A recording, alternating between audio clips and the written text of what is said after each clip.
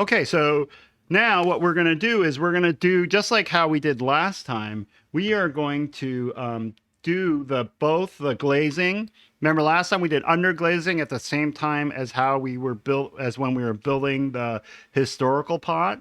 What we're going to do this time is we're going to be glazing the pinch pots while we're finishing the historical pot. Okay, so let's look at where we were as far as glaze. We'll start the glazing because we have to do that. And it's just like the underglazes. We have to put a coat on and we have to wait. So we'll start that. We'll do a little bit of historical pot and then we'll go back to glazing and then we'll do a little bit more on the historical pot. All right, so let's look at where we were. So let's take a look at this. So this is where we were, right? So remember that I put brown underglaze on this side and I put Bermuda on this side, right? And I did 3 coats on each side. And if you didn't notice that during the video, I spilled like Bermuda had gotten onto the brown side. And so what I did is I just came back and put another coat of brown over the Bermuda later. Okay, so now I have to wait between, so I finished the underglaze. I put 3 coats of brown, 3 coats of Bermuda, and then because I was kind of messy and some of the Bermuda leaked over to this side, I put another coat of brown over the Bermuda that had leaked over. If you want, right, you can put other underglazes on top of underglazes. So if I want to do a decoration with the black underglaze or the white underglaze on top of one of these any of the underglazes, like I could draw a picture or something on this side if I wanted to with another underglaze. When you finish your underglazes, you have to wait at least overnight before you apply the glaze. So I have waited. So I finished this 2 days ago. So that's actually, I did an extra day. So I wait at least overnight, like 8 hours, right? Then I can apply the glaze. So what does the glaze do? Because if you just fire this without putting glaze on, you'll end up with a very dry surface that looks a lot like this right here at the bottom, right? You see, this is just the clay. It looks just like that. It's not shiny, but it'll have color. It just won't be shiny. So in order to make it shiny like this, you have to put a glaze on. So this is the green with a glaze on top. This is the green underglaze right here with a glaze on top, the clear glaze. This is yellow with the clear glaze on top, okay? So that's what we gotta do. This is just the clay body without any glaze on top. So I left this inside blank here. I could have, on this one, painted the inside with a different color if I wanted to. Remember, the assignment is you're supposed to use all 8 of your underglazes somewhere on all of your pinch pots. On your 6 pinch pots, you need to use some of all of the underglazes between all of them. So I will have, the goal is by the time you get these pots back, you'll have samples of the brown underglaze and the Bermuda underglaze so that you could look. So when you're using the brown underglaze later, you have a sample at home. Okay, so I am going to apply a coat of clear. So this is my bottle of clear underglaze. I'm gonna shake it up because you gotta have an even distribution of the particles that are within it. So why do we have to shake it up? So we notice that we shake them all up before we use them. That is because when this guy just sits there, right, there are minerals and things that have different densities and weights, and they're all floating around in water. So when it just sits there, the heaviest items sink to the bottom, and the not so heavy things are a little higher and higher. It just kind of sorts itself out in here, and then the water ends up on top. So what does that mean? So that is bad because these glazes and underglazes are designed to work properly when all those things in here are evenly mixed up. If you don't shake it up, it's just the glazes just don't work. So it needs to be mixed up, and you just need to do it once per sit down time that you're doing it. Now, if I go away for 4 or 5 hours and come back and want to continue, I will re-shake it up again. All right, so shake it up. And I'm just going to use my big brush for this because that will help it go a little bit faster, right? So I'm using a big brush, and I'm going to glaze use the glaze on the inside and the outside here. The only part I'm not going to glaze is you never glaze the foot. Okay. And I cleaned the foot off since last time, but remember I had my name on there. I wrote my name. My name got erased because I was scrubbing so much to get the underglaze off. I'm going to have to rewrite my name on the bottom here. All right. So let's do this. So just for convenience sake, I always glaze the inside first to make it easier on myself. So here's my glaze. Sorry. Sometimes I say the word underglaze. I say the wrong word between glaze and underglaze. So hopefully you remember know what I'm saying when I'm saying this. All right. So I dip my brush in. Hopefully it's a clean brush, right? Because what could happen is if some of these colorants from the underglazes are still on this brush, it can contaminate my whole bottle. Okay, so if I have some blue underglaze still on here, when I dip it into the clear glaze, it will contaminate the clear glaze and make my clear glaze a little blue. All right, so I always paint the inside first. You can paint glaze onto leather hard or bone dry, right? And I can paint the underglaze on leather hard or bone dry. It doesn't matter. So there we go. There's a black spot in there. Oh, I must have dropped something. Ooh. All right, so we're just going to paint over that. So here we go. So I'm painting glaze on top. This glaze is really liquidy. See that? So I'm just painting the first coat on, and then I'm going to let it dry. I do the bottom first, right? And then I'm just going to let it dry, and then I'll do the other part after. I'll do the outside, and then I have to let it dry, and I have to do my 3 coats of glaze on here. So I do the whole inside. So now I've gone all the way around on the inside. And now if I can, I'll paint the outside. Most of the outside if I can. So I'm doing the rim next. So I kind of work my way around. I start at the inside and I work my way to the rim and then I start doing the outside. There we go. So I need to paint 3 coats. And you can see right here, you can kind of see through that glaze. You can kind of see the clay color, the underglaze color. All right. So now I'm going to paint the brown side first because it's just easiest for me to hold because I got to hold it from one side or the other. And I'm painting. Don't worry if you get glaze on the bottom, you could wipe it off later. You have to wipe it off though before you bring it to campus. There we go. That's looking really good. Rotate it a little bit more. Here we go. There we go. All right, so I have to wait for this side to dry before I apply the other side. So it's actually drying pretty fast. So I'm going to wait. And then I just got to remember, I've done 1 coat of glaze on the inside. I've done 1 coat of glaze on the outside brown side, but this is still a little bit wet. If I touch the brown side, I'm going to peel off some glaze. So I'm going to set this down and we're going to get open our other our historical pot, and we'll work on that for a little bit while that is drying. Okay.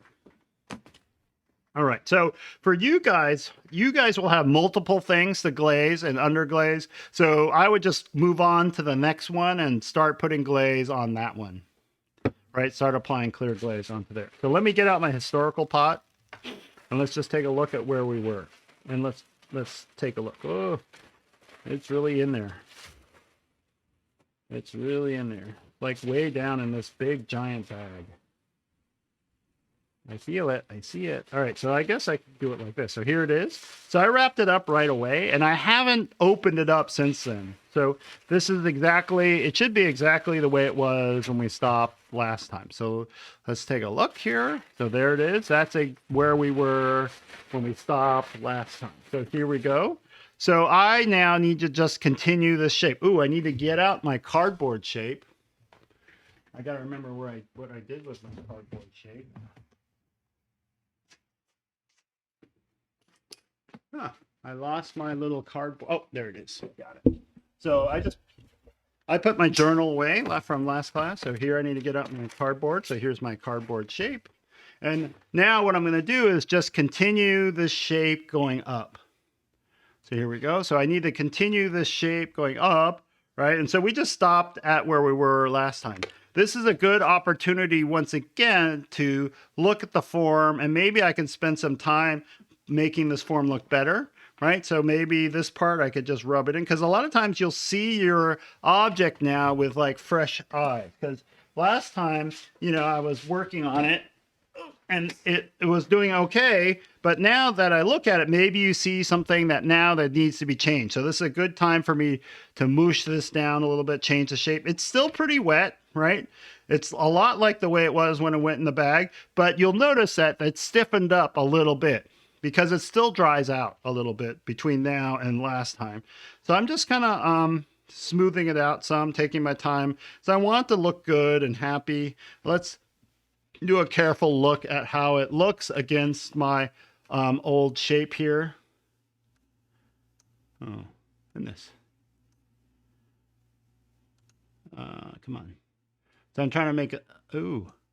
All right, so let's just see how it looks against that one. So let's just see. So it looks okay, right? But remember, if it isn't quite working out against your shape, that's okay. All right, so give me a second here. I'm trying to make an adjustment here. There. So if it doesn't quite work out, then that's okay. You can make adjustments right now, or you can just kind of forget this and just try to make it look as best you can even without this. So you won't be graded on if this form here looks exactly like the form you started with. So at some point you just got to decide if you want to keep trying to make it look like your original shape, or if you just want to go for it and try something different. Just try to make it look as best you can. Okay. All right, so now I can just keep adding some. If you notice it got a little lopsided there, probably because of the bag. You see how it isn't round anymore. It's like squashed this way. So I'm just going to try to make it round by squashing it a little bit here. There. So now I'm ready to add a coil. So let's just keep adding some coils. All right, so I need to get out some of the clay and roll out some coil. So just pulled another chunk out of my bag. I'll make a couple. So I'm predicting maybe 3 more coils here. I'm keeping an eye on my, let's put another coat on this guy here. So I have to clean off my hands. So I'm just going to quickly, so this is already dried off here. Oh, that's what happens when you touch the wet glaze. You see that? Some of the glaze pulled off because I must have touched it with my wet hands. Right, so I'm cleaning that off and the glaze must have been wet still. So now all I have to do is paint the white side here. Or the Bermuda side. So here, I'll just paint this glaze on. There we go.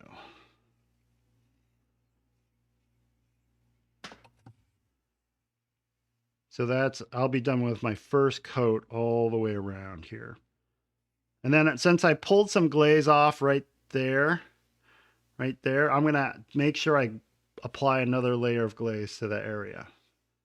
There we go.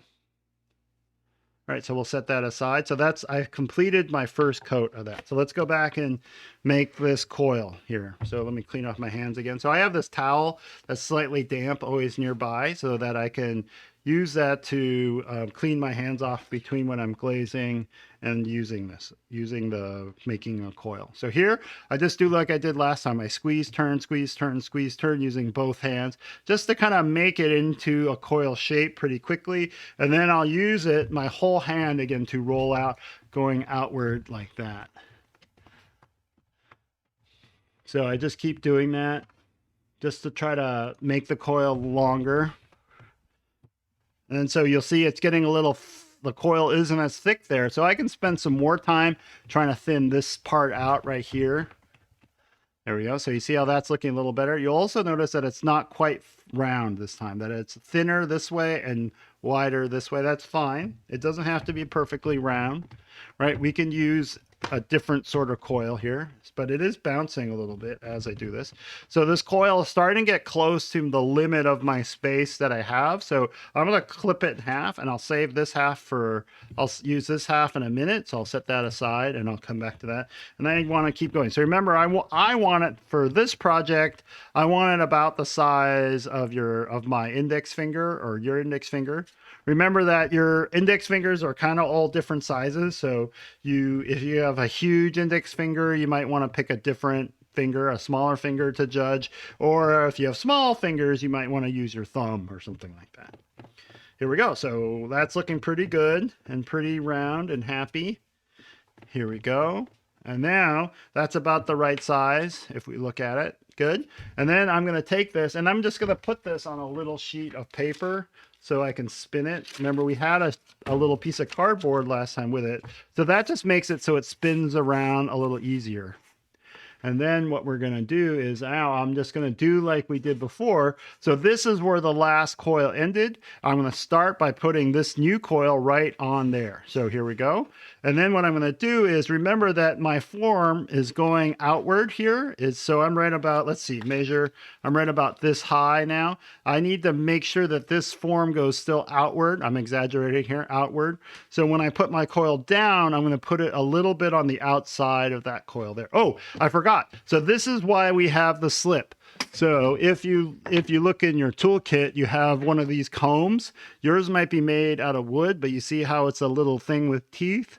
So when we're joining clay, that is slightly different drynesses. So this clay I put on 2 days ago, and even though this clay it's still pretty wet, you see it's still pretty flexible, still pretty wet. It's not fresh out of the bag anymore. This new clay that I just brought out of the bag and rolled the coil is much softer. Okay, so what I'm going to do now is I'm going to score this surface with this comb. Okay, there. So I'm going to use this comb and score that surface. So what this does, you could use your needle tool for this, right, to score the surface.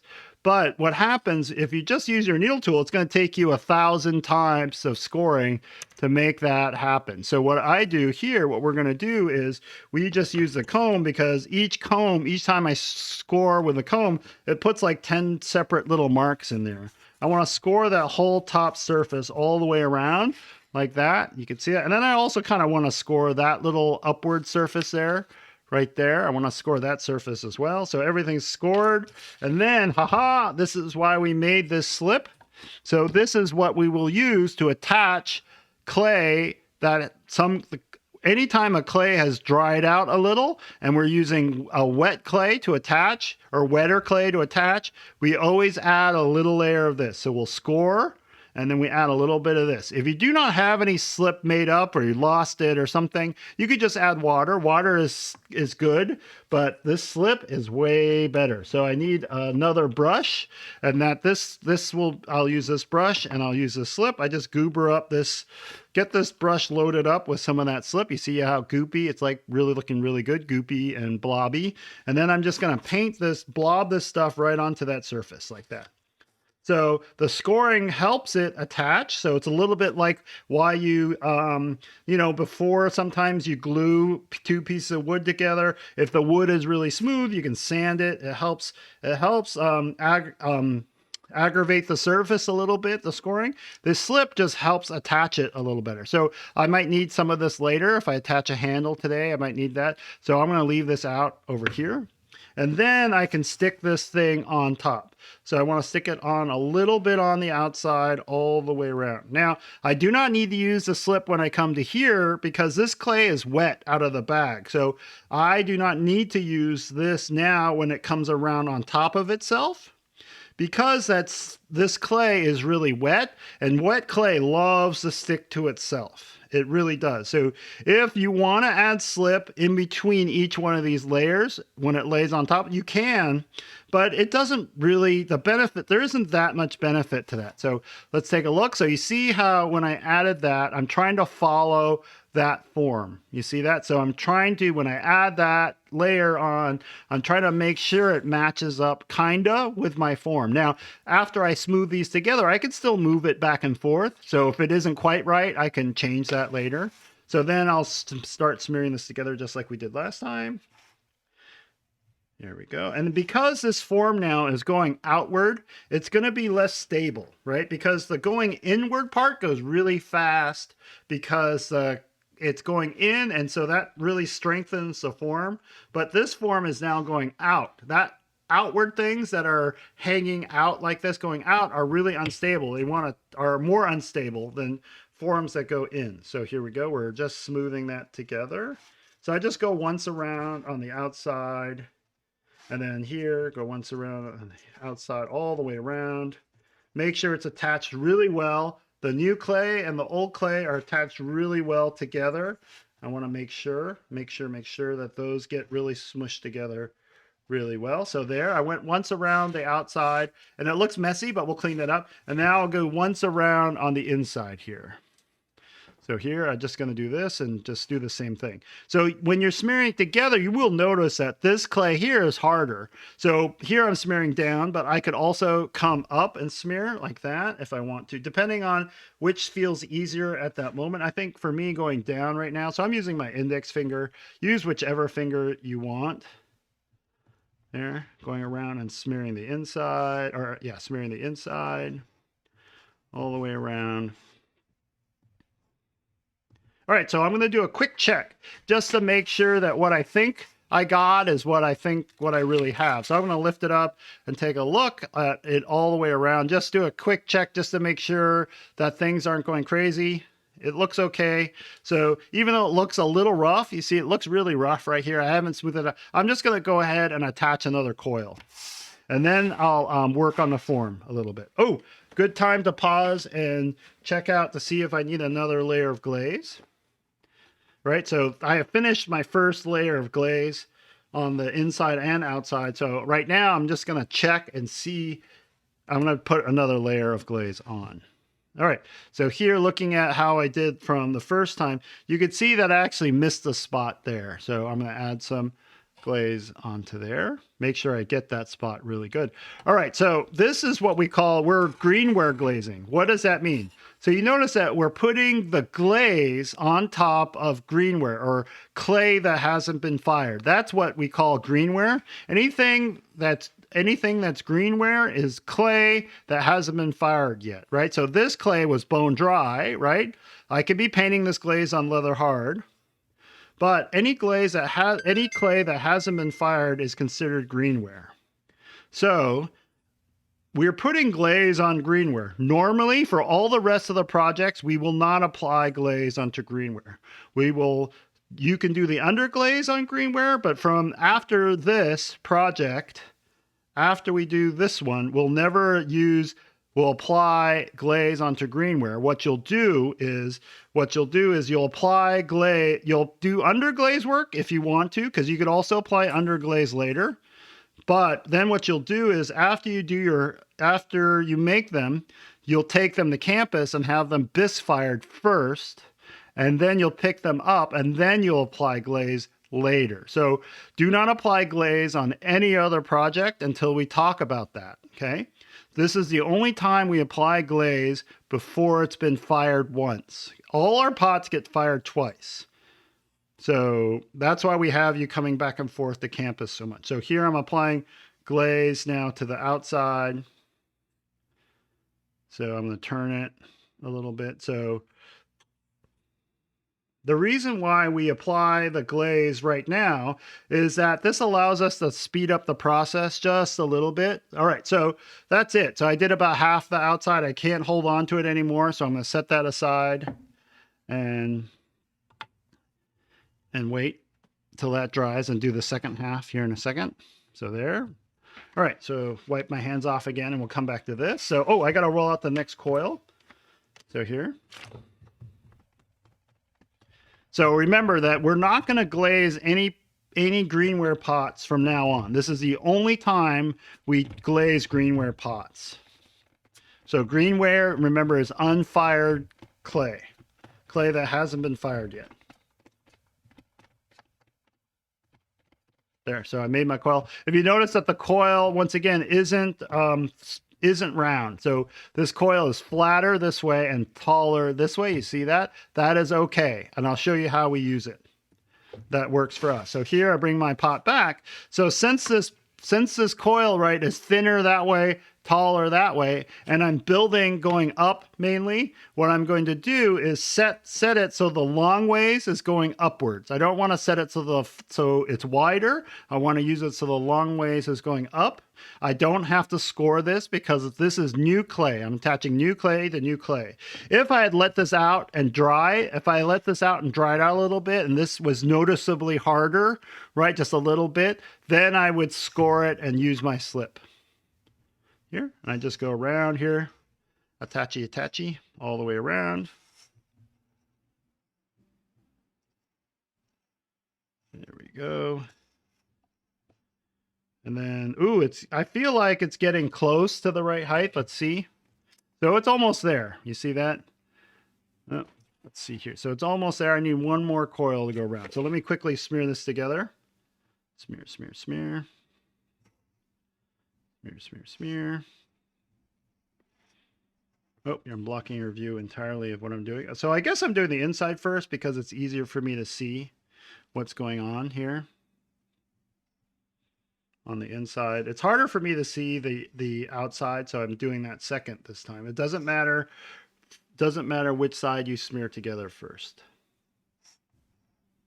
So I'm working pretty fast when I'm doing these class demos. I work pretty quickly, so don't worry if it's taking you longer. So now I'll smear the outside of this together. So here I just go down here and I smear this whole outside together. And then, you know what? I'm just going to add another coil right away, and then we'll work on the whole form all at the same time, meaning cleaning it up to make it look good. And then we'll attach the little handle that's in the drawing. All right, so that's good. Oh, see, there's a couple spots I missed because I can't really see them, so I need to make sure those get smeared together. All right, so that's looking okay. Still pretty rough, but I'll clean that up in a little bit. So I'll roll out one more coil, but good time to add one more coat of glaze on here. So it is from here over. So I'll do this side now. So the whole thing is dried off a little bit, and I'll just goober some glaze on.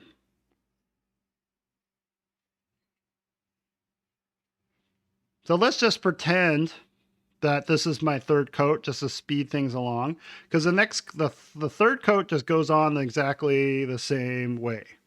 So then what I'm going to do is, so pretend that was my last coat. Then what I want to do is make sure I have no glaze or underglaze on the bottom, right? So if there's no glaze or underglaze on the bottom, you can kind of tell. If you have glaze or underglaze, just take a sponge, right?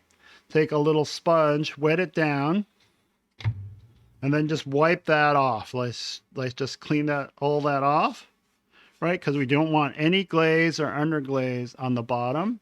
And then I still need to write my name back in. So this is bone dry now, so that means I got to be a little bit more vigorous with my pencil. So remember, you need to have your name on the bottom of all of your pottery. So I'm going to have to press pretty hard in order to write my name down. And it doesn't look so good this time because I really have to press hard. So it doesn't have any sort of flow. So anyway, my name's on the bottom. I'll set that aside. And so what I want to do now is just pretending. So just pretend that I did my third coat. I know I only did 2, but just for class sake, I'm just saying that I did 3. Make sure that you have even coats all the way around. If it looks like you missed spots, you need to go back in there and do another coat, right? So even if it looks like you did 3 coats all the way around, so if you look down there, that bottom in there looks a little thin. So I would definitely need another coat of glaze. But then what you're going to do is just set this aside. It doesn't matter. And if this is bone dry or leather hard or anywhere in between when you bring in the campus, you just need to set it aside someplace safe. And then next week's class, we'll talk about how we pack this up and bring it to campus. Okay. So all your pinch pots need to have underglaze on them somewhere and then clear glaze on top. 3 coats each. You need to wait overnight between each one of those. Between the underglaze stage and the glaze stage, you need to wait overnight. So let's roll out one more coil and we'll finish this top. All right, so here I'm hoping, let's go a little, that may be enough. So I'm squeezing it out to make it into something coil-like, and then I'm going to roll it again. There we go. All right, so I'm going to make this part a little thin. So this is just going to be one long coil, I guess. Just going to go for it and make a super long one. Little thick still on this side here. So I'm just pushing some of my stuff aside so I have more room, and I'm just gonna roll this side just for a little bit longer, just to get this part a little more so the thinness matches everything here. Good, looking okay. And then I'm just gonna tack this coil right on top of this one, right there, and all the way around. So I'm hoping what I want to do actually is build this pot in this coil stage a little bit taller than what I need it to be, right? So I can kind of tell that that is looking really big, right? And it's looking too tall, too big. Let's comparison between that. That's good. I want it to be a little tall, right? I want it to be a little tall because what I'll do is in a few minutes, I'll cut it back down again. So it's about the right size. It's better for me to make it a little too tall right now because I can always take a tool and cut this down to the right size. So that's usually how I do this. I always try to make this a little bit taller than normal, and I'll show you the cut down procedure. So this is going outside just a little too much, so we're just going to try to squeeze that back in just a little bit. There we go.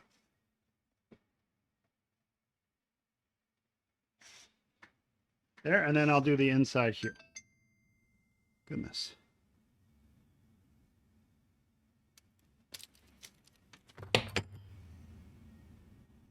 There we go. Doing the inside now.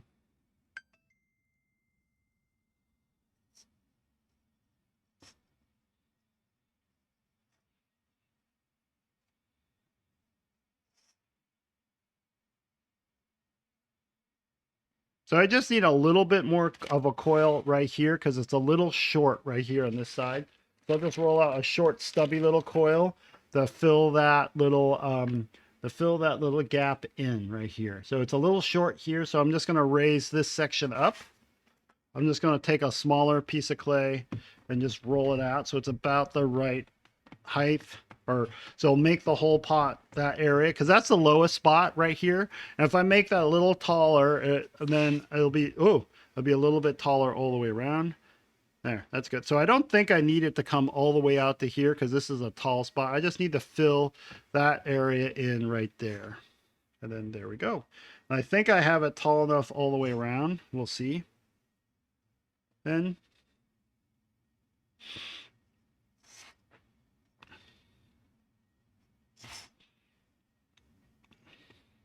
all right, so there, so it doesn't look good. So now I have to concentrate on smoothing it out a bunch. So this is small enough that I could still pick it up and just take my finger and just start smoothing, making this form look a lot better here, because it doesn't look that good right here. It looks really bumpy and lumpy and not that good. So what I really want to do is smooth it out so I can't see any of these coil lines. Like I want it to look like kind of like down here where you can't even really see where the coils were attached originally. That's what we want to do. So I'm taking my finger and spending some time. This may take for some of you, this may take a long time to do because some of the pots may end up really out of whack, right? So you may spend a lot of time smoothing out this surface. So there, so that was, I think that was once around. Here we go. So I'm spending some time smoothing out this whole surface here.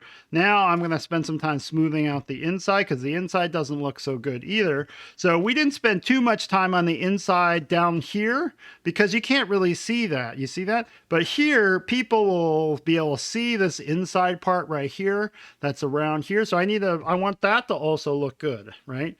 Do a good job. Make your pots look really good by smearing it. So here I'm just using my thumb and smearing down. You can see that I'm pushing. I have a little bit of support here when I'm smearing down. That's because that if I don't support it from the outside, when I smear down, the whole pot will start to bulge outward. So I need to push inward here a little bit as I'm smearing this part because this clay is kind of getting weak here. So I think that was once around. So you see how that's already looking so much better? Yay, looking better. Awesome. There we go. There we go. So sometimes I'll smear up, sometimes I'll smear down. There's a coil there, way down there that I didn't attach very well. That's because I was trying to work super fast. Okay, so we're getting close, right, to this stage being over. So I'll just keep doing this, right? I would normally go for a little bit longer and smear that together. You can still see a little bit where the coils were attached. I would actually keep smoothing that out till that all went away.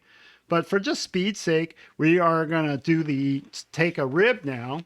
So I need my credit card rib that I made here, right? And I'm going to use this to help me smooth it out. So here for the inside, I think I could use this curved part here and just go sweep it around on the inside. And this will help smooth out everything and make it look really beautiful. So see that part I just smoothed out right there. That looks better. That part there doesn't look very good. So I'm just going to use this credit card and I'll support it again from the inside and do this to help smooth out make it look better. There we go. Looking pretty good. And the credit card rib leaves some marks behind, but in general, I just want this whole thing on the inside to look smoother and better. If you're making something that's expanding out really wide, really quickly, you may need to wait. You may have to build your pot in stages, right? Because if your bowl or if your pot is flaring out a lot like a bowl, this may get really weak because it's expanding and it can't handle the weight. So you may need to start building it one day, let it dry a little bit, like don't let it dry really to leather hard. So then you can attach more clay on top and the bottom can support itself. So here we go, smearing that around. So I'm trying to do this pretty quickly. So you can see now how that inside just looks a lot smoother. I would probably go around one more time, but we're not going to because we're running out of time. And then, so for this part, how do I clean up that inside part? You see how there's kind of a line here where I smooth this part out, but then down here, it looks a little rough still, right? Well, what you can do is just get kind of any round thing. I could use this. So I could just get anything that's round, and what I'm going to do is wet this round thing down so it's slippery, and I'm going to put it in down there and just go like this around. And so like this. So this will act like the same thing. This will act like what I was doing up here with the rib, right? And I'm just going to roll this around inside, and that will hopefully start smoothing this part out. Because I want it to look good all the way down if I can. There we go. So I'm only doing this because I can't get this rib down into there. You see how it doesn't fit, right? I could cut myself a smaller credit card rib, but this also, it's kind of awkward for me to get my hand down in there. My hand really doesn't fit. Where this, I could just hold on to this and do it that way. I'll hold on to the knife side. This knife isn't sharp, by the way. It's just a flat piece of metal. It's called a fettling knife. But I don't care about that. I care about the round handle part for this. So you see, just doing that pretty quickly gets it looking better. So take your time, take more time than what I'm doing here, right? That looks pretty good, better. And now I'll do the outside. And there's no reason that I did the inside first. I just did the inside because that's the way the camera was set up. And here on the outside, what I'm going to do is I'm going to flex this a little bit. And then I'm just going to go whoop, whoop, whoop, whoop, and do the same thing out here and help smooth this out. So here I'll really concentrate on one area for a second or two, and then I move on. I don't have to make this side look perfect. I just wanted to make it look better. Okay, and I'll shift and I'll do the other side. So I'm holding it only this way so you guys can see it in the camera a little bit better, right? I would probably normally wouldn't pick this up to do this part. There. And here. So you see how that keeps smoothing it out some? It looks so much better. And then I go around. So I'm not trying to make it look perfect on this time around. I just try to make it look better than it did before, right? So I'm just trying to work the area. And then here, I should almost be done on my first pass going around. There we go. So now I'm done my first pass, and now I just want to look at it and see if there's any areas that look really bad. Is there anything that looks worse than the others? Well, there's some spots like here. There's a little bit of a blemish here. Let's just work on those areas. I'll spend some more time and just work on those areas a little bit, just to make those areas look a little better. There we go. There we go. So here, I didn't really do the credit card on this part too much. So for this part, since this has a curve, right, this is concave going in, I'll use more of this curved side and I'll go this way maybe for this, I guess. I don't know. So that doesn't seem to be working, but I could try it. Try. Maybe for this part, you might have to use your fingers. A lot of times these concave spaces just aren't very, are harder to do. Where these wide open spaces are much easier. All right, so since I have it in my hand, let's flip it over and let's look at the bottom for a second. The bottom actually on mine looks pretty good. And what you need to do is work on if the bottom is really rough looking, or this bottom part here where it transitions from bottom to side. How do we take care of those things? Here, let's put it on here. I'll use my old, oh, that's not quite big enough. I need a bigger sheet of paper to use for this. So let's see here what we got.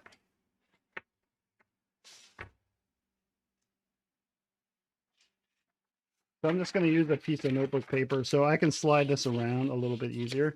Now, the bottom isn't, the top isn't even, so it's going to get smashed a little bit, but I'm going to end up cutting that part off anyways. So I set it down here, and I could also use my credit card rib to smooth out this bottom area. These little chunks of clay that are coming off, I can throw these just into my slip. See that? So these little chunks of clay, all my little scraps of clay, you do not want to mix any dry clay in with your new clay. Okay, that's fresh out of the bag. So any little chunks of clay that come out of there, just throw it into your slip. So I'm rounding this side off like that. And this is probably one of the last times I'll really get a good look at this bottom. There's something going on there, like a little hunk of hard stuff. What is that? Must be a hunk of dry clay. Ooh, it's a piece of plastic. Oh my goodness. Throw that away. All right, so here I'll just keep rounding it off. There was a piece of plastic in my clay. That's from a project I was working on earlier. All right, so now we'll just smooth it. I'll use the round of my finger here to smooth it off. I'll just use a little bit of water here to clean that up. Maybe to look a little bit smoother. Right, squeeze that out, and I'll kind of wipe some water on. And since I'm looking at the bottom right now, this would be a good time for me to add my signature here. So you see how just doing that little bit of water smoothed it? I'm going to add my name. Since I'm looking at the bottom now, there we go. So I know, so I don't have to worry about putting my name on anymore. So now, just for one of the final smoothing, I will use some water. You notice that I haven't been using water all this time. So I'll just use a little bit of water with my sponge, and this will help quiet that whole surface down. I'm not a big fan of using lots of water all the time. But I will use it for to help it look a little smoother all the way around. There we go.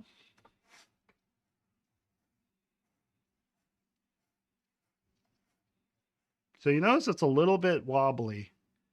I just kind of trying to straighten it out there to see if I can make it look like it's sitting more straight up and down. There we go.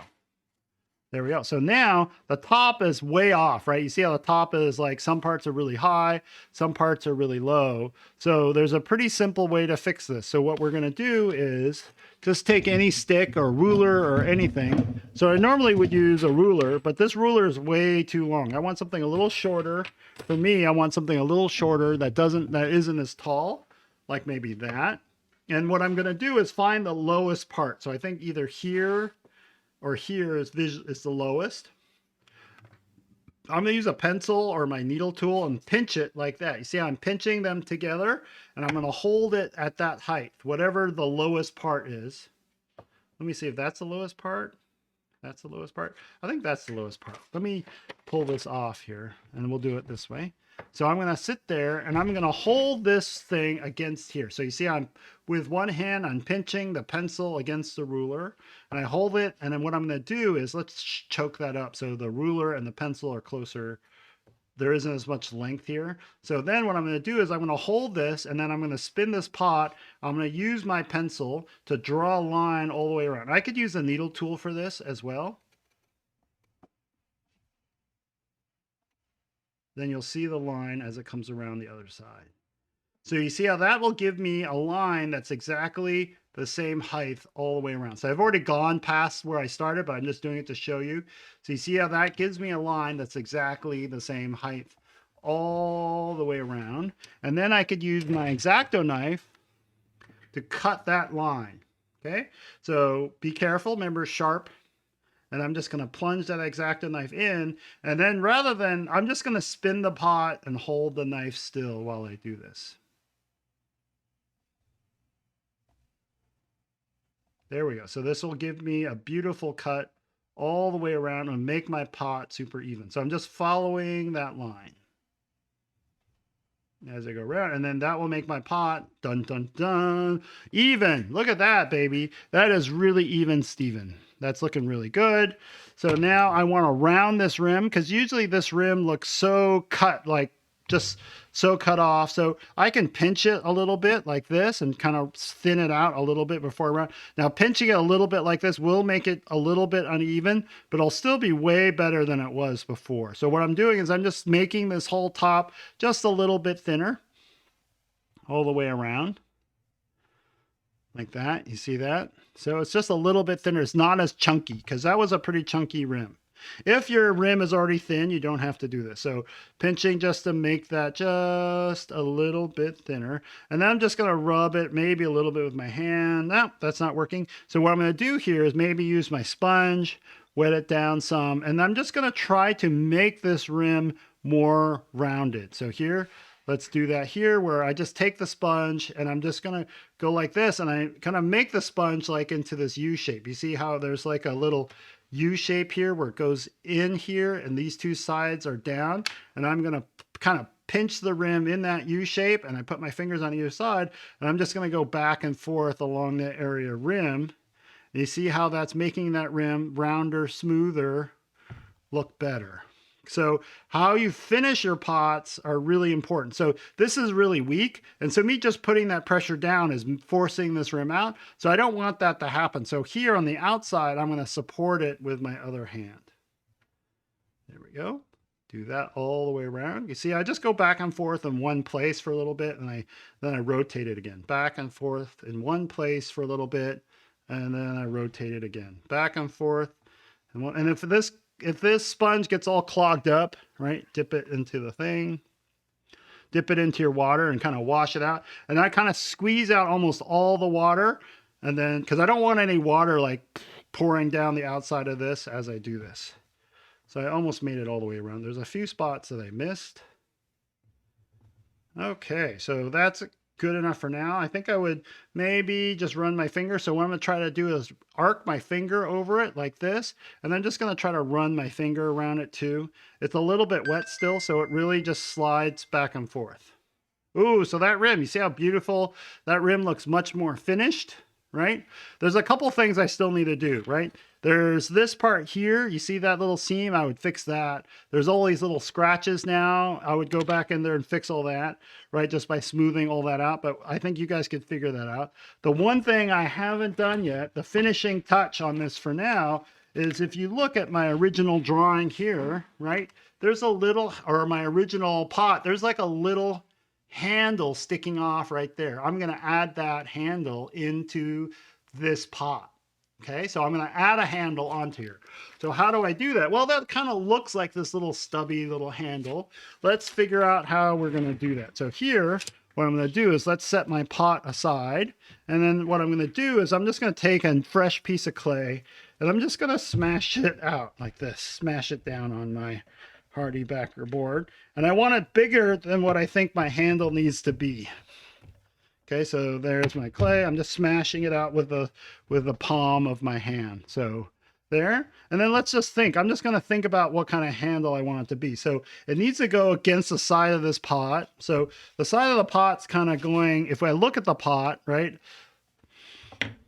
If I look at the pot, it's kind of, so look at the handle. So the handle is going to be somewhere in here. The side of the pot kind of has this angle. So let's just draw that angle on here. Like that, okay? So that's the part I'm going to cut off, right? And then the handle, let's go back to the drawing again. Let me just eyeball it. Now, the handle that you put on there doesn't have to look like the handle that was in your original drawing, because you may have completely diverged already from this original pot. So remember that you won't be graded on if your pot that you make looks like this pot here, okay? Just try to make the best thing that you can. So here, that's the side of the pot. And I'm just going to go up, down, let's see around. So it kind of is going to look like an ear, I guess, my handle. And it's going to have a little hollow spot right in there. So that's the handle I'm going to cut out, and I'm going to stick that on to the side. So then I just take my X-Acto knife and I'm just going to cut that handle out. There. And then I'm going to cut this out like that. Go around, back down, like that. There. And then I'll cut out the inside here. There. So now I'll cut out the inside of that handle as well. So here, come down. So sorry if you can't see it. I have to hold on to it though. There, cutting around. Just be careful with your X-Acto knife, right? So there, I put all this clay back into my bag because that's good clay that I can use next time. And I put this one back into my bag. All right, so now I'm ready to stick this handle on here, right? So let's just quickly take a look to see if, before I even bother sticking it on, I just want to make sure it seems like it's going to work, right? So that's how it's going to look. I'm okay with that, right? That looks okay. It's a little, I think it's a little chunkier than probably the handle was on the original, but I'm okay with that. I can live with that. There we go. So now we're going to stick it on. You know what I'm going to do is, since this is really awkward and I can't really see what I'm doing this way, I'm going to flip it over upside down. Okay. So let me get my piece of, let's just get another piece of paper out. I'm going to flip it over upside down, and I'm just going to attach the handle upside down. So here, this handle is going to go here. Right? I'm going to blob it on. So this is pretty fresh clay. Okay. What I'm going to do is I could maybe get away without scoring this, but I want to make sure this attachment gets attached really good. So I'm going to use my attaching slip again, blob some on here, blob some on here like that. I blob some on both ends. I'm just going to stick it on there like that just for a second.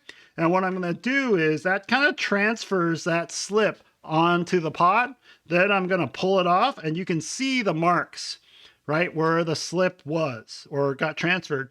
In those spots, I'm going to score any place where slip got transferred, here and here.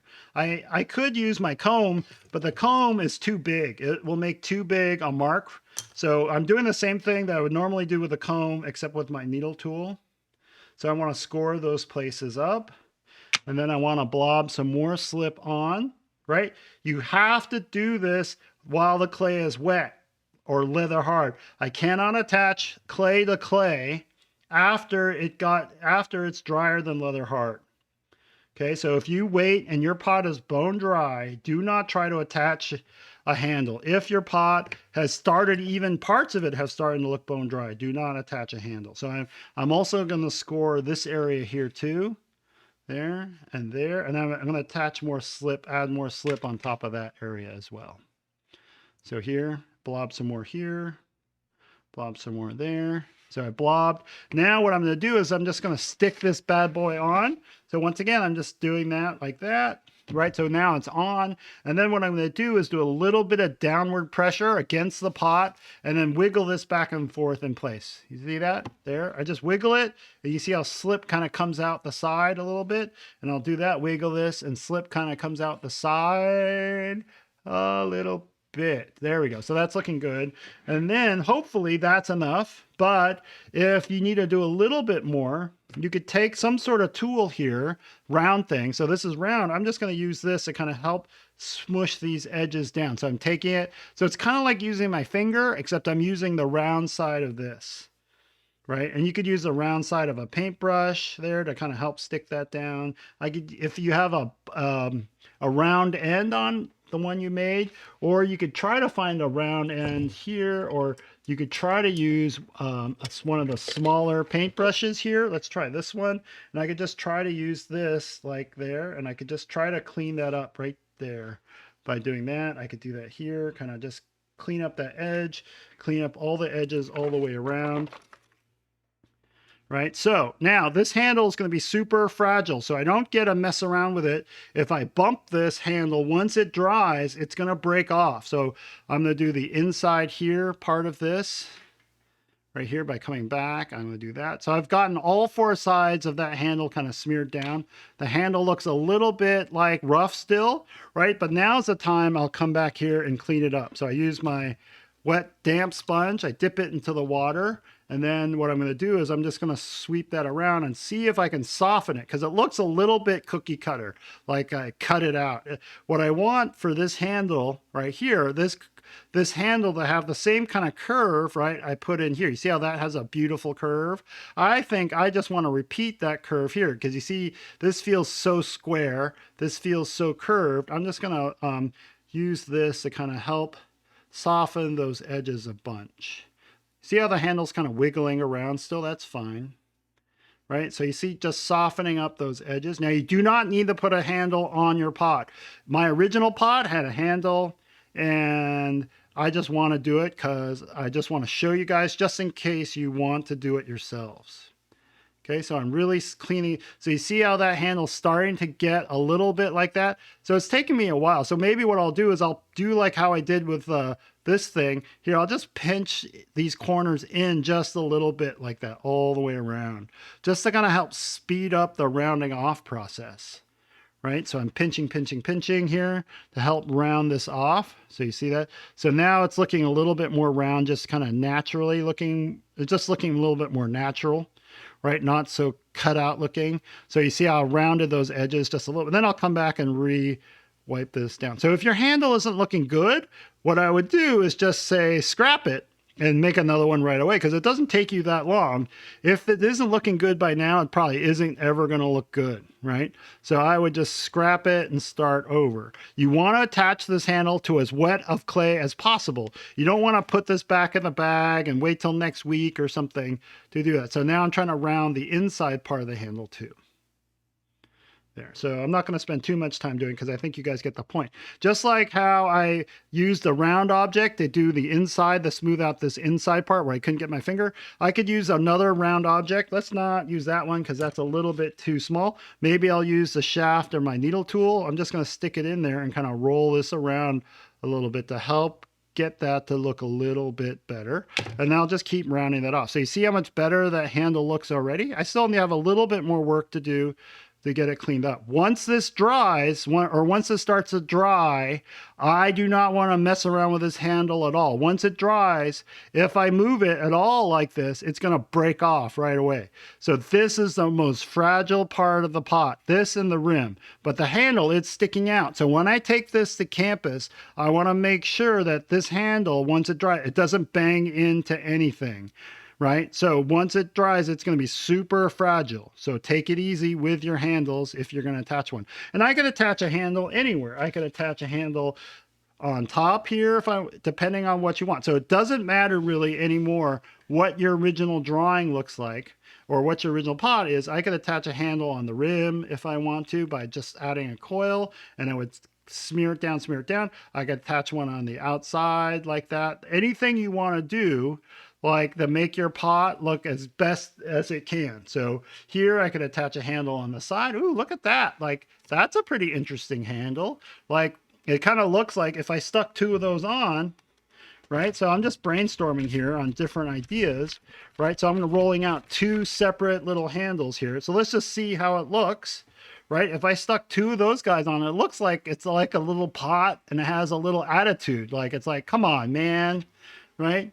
You see that? So it looks like it turns into something kind of like a human person, right? Kind of putting its arms on its hips saying, hey, right? So I could do that if that's what I wanted to do. And I would do it the same way. I would slip, and then stamp it, and then score, and then slip, and then attach it, right?